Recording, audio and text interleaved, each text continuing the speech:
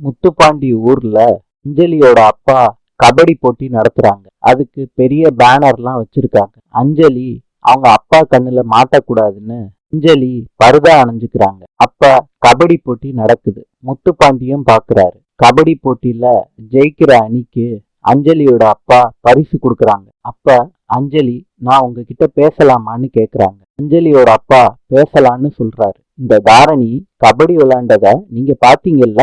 அதுக்கு டிகே சொல்றாரு, ரொம்ப அருமையா இந்த பொண்ணு விளையாண்டுச்சு. இப்ப அஞ்சலி சொல்றாங்க, நேஷனல் போட்டியில கலந்துக்கிறதுக்கு இவங்க குடும்பத்துல வருமானம் எதுவும் கிடையாது. டிகே கூட இருக்கிறவரு அப்புறம் பேசிக்கலாமா, இப்ப எதுக்கு பேசுற அப்படின்னு கேக்குறாங்க. அதுக்கு டிகே சொல்றாரு, அவங்க சொல்லட்டும். அப்ப அஞ்சலி சொல்றாங்க, இந்த பொண்ணுக்கு நீங்க ஸ்பான்சர்ஷிப் பண்ணீங்கன்னா நேஷனல் போட்டியில கலந்துக்கிறதுக்கு இந்த பொண்ணுக்கு ஒரு வாய்ப்பா இருக்கும். அதுக்கு டிகேவும் ஒத்துக்கிறாரு. இன்று கியூபாவின் நாணயம் பிசோ. நாளை சந்திப்போம்.